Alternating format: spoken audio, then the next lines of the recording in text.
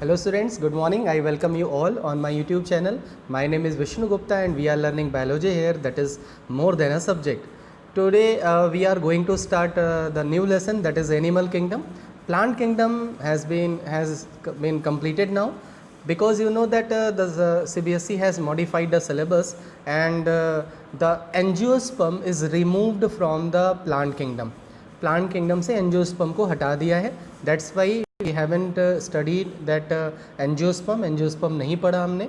ठीक है. And now I am going to switch over to the next lesson, that is animal kingdom. Clear? So if you are having any doubt in the plant kingdom, please write down in the comment box.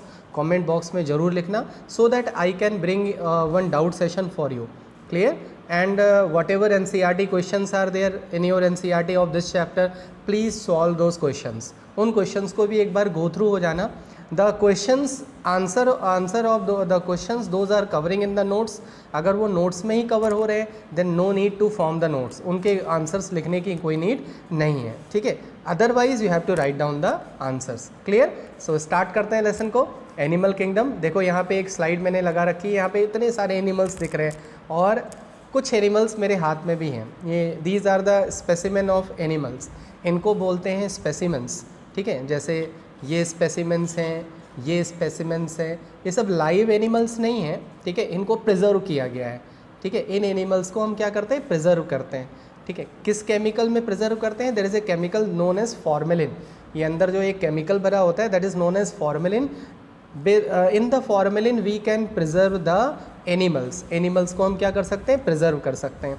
Now why do we preserve these animals?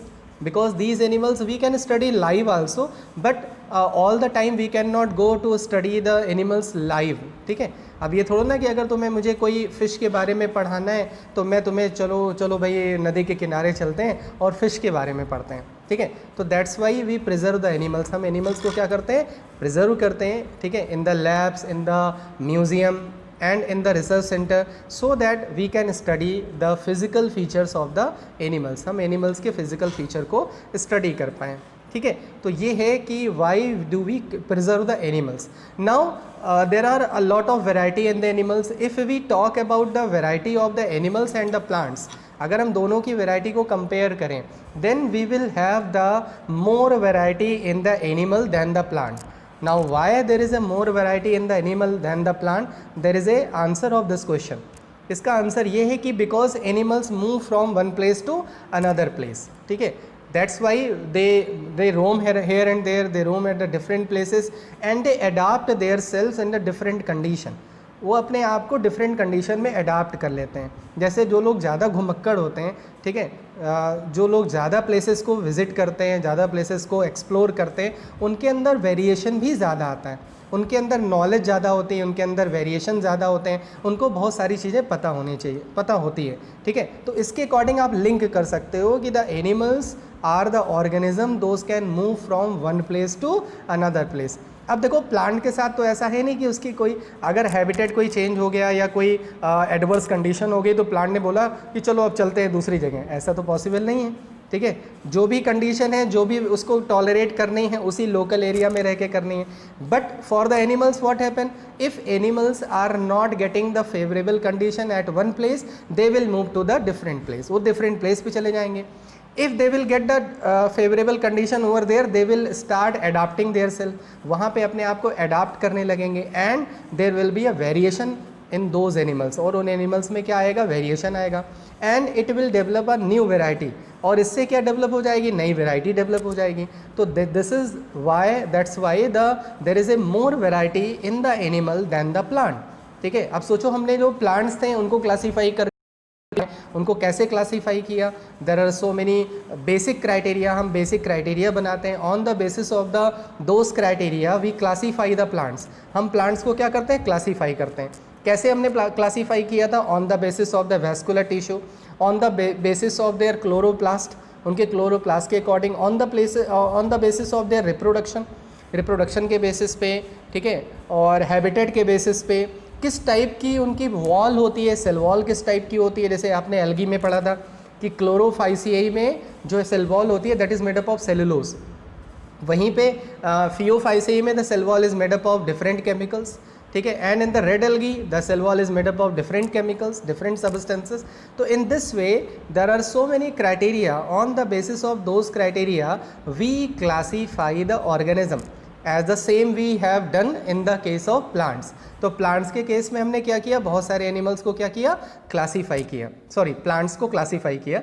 ठीक है, now we are going to learn how we can classify the animals. हम animals करते हैं. ठीक है, तो मैंने आपको 2 स्पेसिमेन दिखाया, ऐसे ही बहुत सारे स्पेसिमेंस हम लोग स्टडी कर सकते हैं. In those specimen, by studying those specimen we will get to know the more variety in the animal. Animal के अंदर बहुत सारी वेराइटी है, we can get to know about the animals. Clear? So classifying the animals is not a very much difficult as the plant, because we can see the animals, we can have their characteristic, उनसे ज़्यादा familiar हो सकते हैं. ठीक है, plants के जो internal characteristic हैं उनसे हम तो बहुत ज़्यादा फैमिलियर नहीं होते हैं, और इसीलिए आपको थोड़ा सा प्लांट के कैरेक्टरिस्टिक पढ़ना भी थोड़ा सा लोगों स्टूडेंट्स को बोरिंग लगता है, लेकिन आपको पूरे चैप्टर में कहीं बोरिंग नहीं लगा होगा, आई थिंक. ठीक है, I can make you I can assure you that you will not feel anything in the boring in this chapter. ठीक है, so let's start the lesson को स्टार्ट करते हैं. अभी तक मैंने केवल इतना बताया आपको कि एनिमल्स को क्लासीफाई कैसे कर सकते हैं, जैसे प्लांट्स को क्लासीफाई किया. एनिमल्स में वेराइटीज़ क्यों ज़्यादा हैं देन द प्लांट, ये सारी चीज़ें बताई. 2 स्पेसिमेन दिखा दिए कि स्पेसिमेंस कैसे बनाते हैं हम किसी भी एनिमल्स को लेके. अब तुम कहोगे कि सर वेल का स्पेसिमेन क्यों नहीं बना सकते. ठीक है, अब वेल को कहाँ पे हम रखेंगे. ठीक है, दिमाग में सर वो वाले एलिफेंट का क्यों नहीं स्पेसिमेन बना सकते. अरे यार, एलिफेंट को कहाँ रखेंगे, कैसे उसको करेंगे, उसके स्केलेटन वगैरह को रख सकते हैं. ठीक है, उसके पार्ट्स को कर सकते हैं.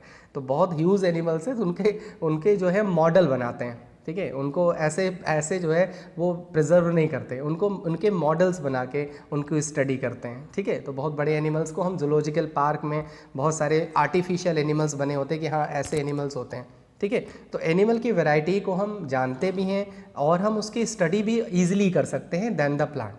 क्लियर है? ठीक है, अब देखो एनिमल्स को क्लासीफाई कैसे कर सकते हैं, what the criteria we can make. बहुत सारे क्राइटेरिया है जिनको हम प्रिपेयर कर सकते हैं, जिनको हम रेडी कर सकते हैं टू क्लासीफाई द एनिमल्स को क्लासीफाई करने के लिए. ठीक है, उन्हीं क्राइटेरिया को सबसे पहले डिस्कस करेंगे इसमें. ठीक है, कि एनिमल को हम कैसे क्लासीफाई कर सकते हैं. देखते हैं नेक्स्ट स्लाइड में. देखो एनिमल्स किंगडम के बारे में दिया है. As over 1 million species of animals have been describe till now.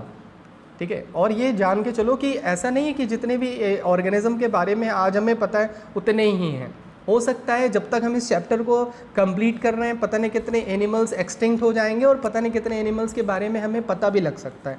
ठीक है, तो आप कभी ये फिक्स नहीं कर सकते, आप कभी नंबर्स को फिक्स नहीं कर सकते. ठीक है, क्योंकि वाइल्ड में मतलब जो उनकी मतलब बहुत सारे ऐसे हैबिटेट है जहाँ पे हमें पता ही नहीं कितने एनिमल्स हैं. जैसे ट्रॉपिकल रेन फॉरेस्ट में पता नहीं कितनी वेराइटीज़ हैं, हमें पता ही नहीं है. ठीक है, तो आप न्यूज़पेपर में देखते हो ना कि आज ये वैरायटी के बारे में पता लगा, आज स्नेक की ये वैरायटी इंडिया में देखने को मिली. समझ में आए? ठीक है, तो एनिमल में वैराइटीज़ क्या है, आप बहुत सारी वैराइटीज़ को जानते हैं और बहुत सारी वैराइटीज़ को हम जानते ही नहीं हैं. ठीक है, तो इसीलिए यहाँ पे लिखा है as over 1 million species of animals have been describe till now. The need for classification becomes all more important. Why? Because there is a lot of variety and we need to study those variety. Why there is a need to study those variety? So that we can get to know about their characteristics. ठीक है, उनके characteristics नहीं पता होंगे, उनके बारे में नहीं पता होगा, तो हम उनकी इकोनॉमिक इंपॉर्टेंस उनको कोरिलेट कैसे कर सकते हैं, उनका हमारे एनवायरनमेंट में क्या रोल हो सकता है, ये सारी चीज़ें हम कैसे पता लगाएंगे. ठीक है, तो the classification also help in assigning a systematic position to newly describe species. ठीक है, जिससे क्या होता है जो नई स्पीसीज, जैसे मान लो आपने कोई क्लास बना दी है, जैसे मैंने एक स्कूल का एग्जाम्पल मैंने लिया था क्लासिफिकेशन पे. आपने स्कूल खोला, आपने स्कूल आप जानते हो स्कूल में बहुत सारी क्लासेस होती हैं, 11 की क्लासेस होती हैं. 11 में बहुत सारे ग्रुप होते हैं, साइंस का अलग ग्रुप होता है, कॉमर्स का अलग ग्रुप होता है. अब अगर कोई नया स्टूडेंट आ रहा है, न्यू एडमिशन, अभी जल्दी में 10th का रिजल्ट आया तो कोई नया स्टूडेंट आ रहा है. ठीक है, अब नए स्टूडेंट को how can we classify in a particular group on the basis of their marks, on the basis of their entrance exam. उनका एंट्रेंस एग्ज़ाम लेके we can classify them in a particular class. अब students का मन कर रहा है वो biology पढ़े. ठीक है, तो हमने क्या किया, क्राइटेरिया बना दिया है. If you have got such marks, these marks in the science, then you are eligible to apply for the biology. You can study the science at the 11th level, आप 11th के level की science पढ़ सकते हो, ठीक है, otherwise you can not. अब आपके पता लगा आपके 33% मार्क्स हैं, तो आपको क्राइटेरिया क्या है, क्राइटेरिया ये बना रखा है कि जिसके मार्क्स इतने आएंगे उसको ही बायोलॉजी, उसको साइंस दी जाएगी, ठीक है, क्लियर है। तो हम क्या रहे हैं, हम एक क्लासिफिकेशन सिस्टम डेवलप कर देते हैं, ठीक है, क्राइटेरिया बना देते हैं। तो उससे बेनिफिट क्या मिलता है, कोई भी ऑर्गेनिज्म आया, कोई भी एनिमल आया तो उसको हमें क्लासीफाई करने में कन्वीनियंट होता है हमारे लिए, क्लियर है, ठीक है। तो पढ़ते हैं आगे कि क्लासिफिकेशन एनिमल्स का कैसे कर सकते हैं। तो दो बातें यहाँ से क्लियर हो गई कि एनिमल में ज़्यादा वेराइटीज़ होती हैं। What is the objective to classify the animals, animals को अगर हम क्लासीफाई करने जा रहे हैं तो उसका ऑब्जेक्टिव क्या है। Why there is a need to classify the animals, because there is a million of species and we can not study each and every animal, हर एक एनिमल को हम स्टडी नहीं कर सकते, that's why there is a need for the classification, ठीक है। तो देखो आगे कि कैसे, how the animals can be classified, animals को कैसे क्लासीफाई कर सकते हैं, व्हाट आर द कैरेक्टरिस्टिक। अब हम देखो कोई भी किसी को भी अगर हम क्लास मतलब अपने फ्रेंड्स को ही क्लासीफाई करने जा रहे हो, मैंने आपसे बोला कि आपके पास 20 फ्रेंड्स हैं, उनको ज़रा क्लासीफाई करो, तो तुम कहोगे अरे यार सर एनिमल को, प्लांट को तो क्लासीफाई करना सही था, ये फ्रेंड्स को कैसे क्लासीफाई कर सकते हैं, ठीक है। तो फ्रेंड्स को क्लासीफाई करने के लिए you have to find out the characteristic, उनके कैरेक्टरिस्टिक पता लगाने पड़ेंगे कि अच्छा मेरे 5 फ्रेंड ऐसे हैं जो म्यूज़िक में अच्छे हैं, ठीक है। तो उनको हमने क्या किया, उनको एक अलग ग्रुप बना दिया, भैया तुम म्यूज़िक में अच्छे हो, तुम मेरे 5 फ्रेंड एक ग्रुप में रहोगे। 5 फ्रेंड को देखा कि अरे यार ये तो डांस में बड़े अच्छे हैं, तो उनका एक अलग ग्रुप बना दिया डांस वाला, ठीक है। और जो फ्रेंड्स थे वो स्पोर्ट्स में अच्छे थे, तो उनको आपने अलग क्लासीफाई कर दिया। तो आपने किया क्या, what you have done, you have classify your friends according to their characteristic, उनके कैरेक्टरिस्टिक के अकॉर्डिंग आपने क्या कर दिया, क्लासीफाई कर दिया, ठीक है। अब पता लगा आपने कोई ऐसा फ्रेंड आपने क्लासीफाई कर दिया जिसको तीनों चीज़ें आती हों, ऐसा भी हो सकता है कि वो स्पोर्ट्स में भी अच्छा हो, वो डांस में भी अच्छा हो, वो म्यूज़िक में भी अच्छा हो। ऐसा भी हो सकता है कि किसी गलत आपने मतलब उसके कैरेक्टरिस्टिक को बिना जाने उसको क्लासीफाई कर दिया, ऐसा भी हो सकता है। तो ज़रूरी क्या है कि सबसे पहले आप एक क्राइटेरिया बना लो, आप एक बेस बना लो कि इसके बेसिस पे हमें क्लासिफिकेशन करना है। The same thing we do with the animals also, animals के साथ भी हम यही करते हैं, सबसे पहले बेस बनाते हैं कि किस बेसिस पे हमें क्लासिफिकेशन करना है, ठीक है। तो there are so many characteristic, बहुत सारे कैरेक्टरिस्टिक हैं, लेकिन हमने कुछ ऐसे कैरेक्टरिस्टिक लिए हैं जो लगभग कॉमन हो, ठीक है। अब आप जैसे मान लो पहले ही लेवल पे आपने ले लिया कि एनिमल्स दोज कैन फ्लाई, ठीक है, आपने क्या बना लिया, एनिमल्स दोज कैन फ्लाई। अब पता लगा ऑस्ट्रिच तो फ्लाई नहीं कर सकती, तुम्हें पता है ostrich is a flightless bird, वो उड़ ही नहीं सकती, तो क्या उसको बर्ड में क्लासिफिकेशन नहीं करोगे, बर्ड में उसका क्लासीफाई नहीं करोगे, गलत हो जाएगा, तुम्हारा क्लासिफिकेशन सिस्टम फेल हो जाएगा, ठीक है। तो इसीलिए हमें क्राइटेरिया ऐसे बनाने चाहिए तो लगभग कॉमन हो, उसके बेसिस पे हम एनिमल्स को क्या कर पाएँ, क्लासीफाई कर पाएँ, ठीक है। तो वही क्राइटेरिया हमें डिस्कस करने हैं। तो that's why this topic name is how the animals can be classified, हम एनिमल्स को कौन से कैरेक्टरिस्टिक पे, कौन से बेसिस पे क्लासीफाई कर सकते हैं। Let's see, these are the basis of classification of animals, these ये सारे बेसिस हैं, इसी बेसिस पे हम एनिमल्स को क्लासीफाई कर सकते हैं।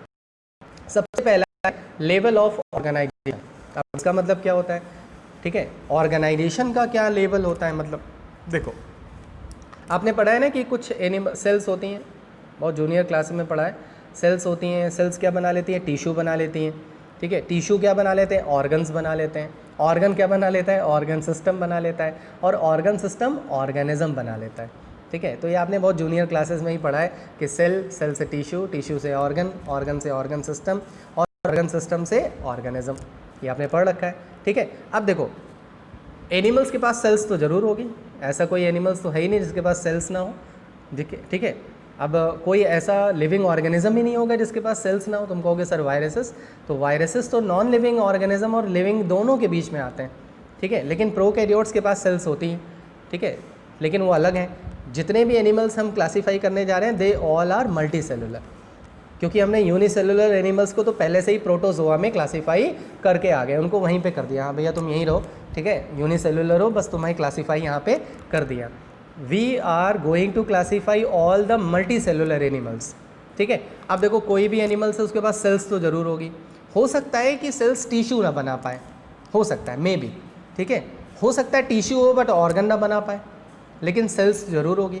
तो हमने क्या किया, लेवल ऑफ ऑर्गेनाइजेशन में बहुत सारे हमने क्या किया, अलग अलग कैटेगरी बना दी। सेलुलर लेवल मतलब if the animals have cell aggregation, उसके पास सेल्स तो हैं बट डोंट हैव टिश्यू, लेकिन उसके पास टिश्यूज़ नहीं है। पता लगा कुछ एनिमल्स के पास टिश्यूज़ तो हैं लेकिन ऑर्गन नहीं बना पाए हैं, हो सकता है इवोल्यूशन की सीरीज़ में वो थोड़ा सा पीछे रह गए हों। ठीक है, कुछ एनिमल्स के पास ऑर्गन तो हैं लेकिन वो प्रॉपर कोऑर्डिनेशन में काम नहीं कर रहे हैं, ऑर्गन सिस्टम प्रॉपर डेवलप नहीं कर पाए हैं।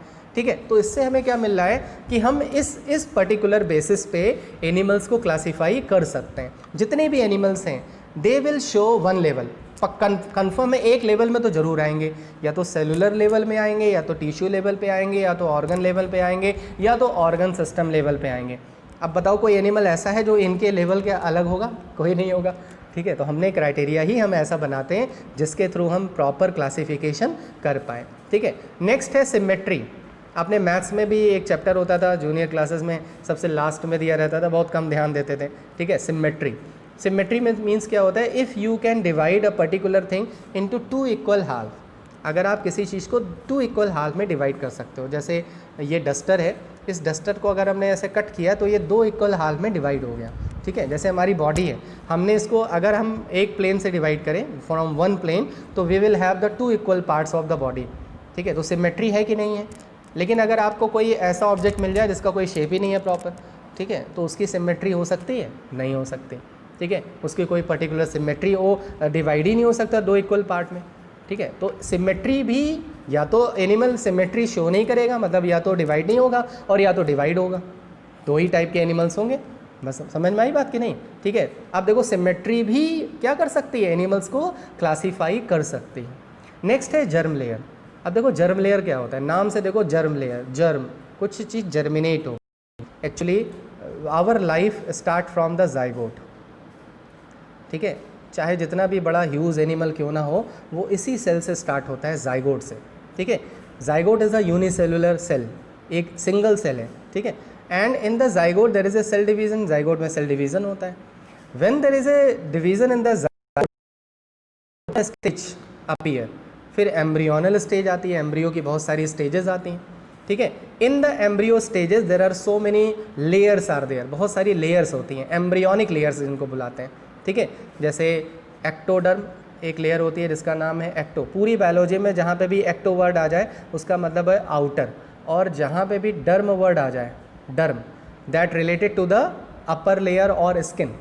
जैसे आपने सुना होगा कि एक पाउडर लगाते हैं माइकोडर्म, तो माइको मतलब होता है क्या, फंगस, और डर्म मतलब कहाँ पे लगा रहे हैं, उसको खा तो रहे नहीं है, उसको अपने स्किन पे लगा रहे हैं, तो इसीलिए उसका नाम क्या पड़ गया, माइकोडर्म। The doctors those deal with the diseases of the skin they are known as dermatologist. ठीक है, तो देखो एक वर्ड से हम कितनी चीज़ें सीख सकते हैं। तो बायोलॉजी इज़ वेरी इंटरेस्टिंग, बहुत इंटरेस्टिंग है। तो एक्टोडर्म समझ में आ गया। अब बताओ एंडोडर्म, सबको समझ में आ गया होगा।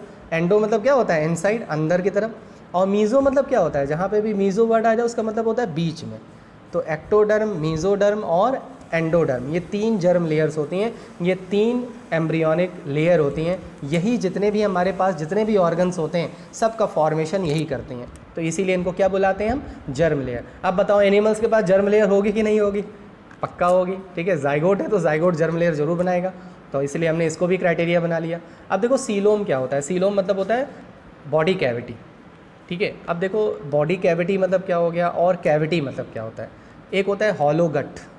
हॉलो गट का मतलब हो गया, जैसे मैं एक पेपर ले लूँ, ठीक है, ये पेपर ले लिया मैंने और इसको ऐसे रोल कर दिया, इसको ऐसे मैंने रोल कर दिया। ठीक है, रोल करने के बाद इसमें बीच में एक गैप दिखता है, ये मैंने पेपर को रोल कर दिया। अब इस रोल करने के बाद इसमें गैप दिख रहा है, ये गैप दिख रहा होगा आपको।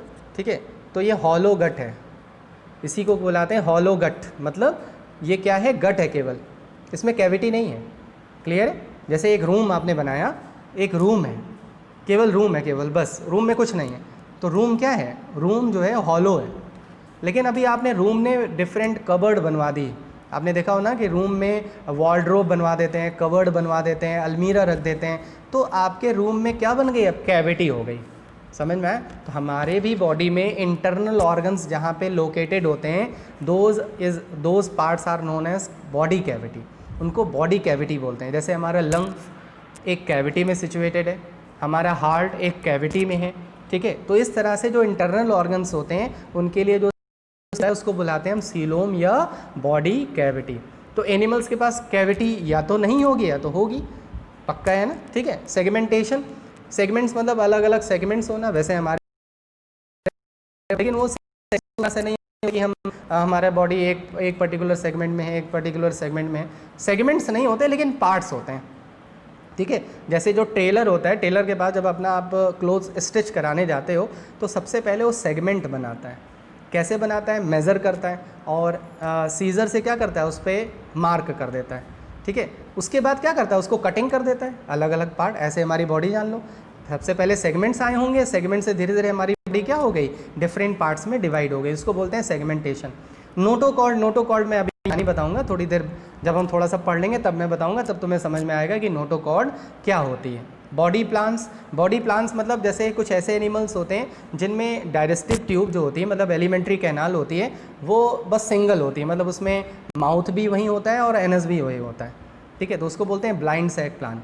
मतलब आप जाने का रास्ता तो है लेकिन निकलने का पीछे से कोई रास्ता नहीं, उधर ही से आपको निकलना पड़ेगा। समझ में आया? जैसे आप एक रूम में एंटर किए, जिधर से गए उधर ही से निकल रहे हो, तो ये कौन सा प्लान है, ब्लाइंड सैक प्लान। मतलब आगे कुछ है नहीं, आपको फिर वहीं आना पड़ेगा। लेकिन एक होता है ट्यूब विद इन ट्यूब। अब आपके रूम में जैसे एंटर किए तो पता लगा आगे जाके कुछ एक टनल टाइप की थी, उसमें चले गए, फिर वहाँ से बाहर निकल गए, तो वो क्या होता है, ट्यूब विद इन ट्यूब, मतलब एनएस भी है, मतलब एंटर किए एक तरफ से और दूसरी तरफ से निकल गए। तो इस तरह से बॉडी प्लान्स होते हैं दो टाइप के, वो भी हम पढ़ेंगे।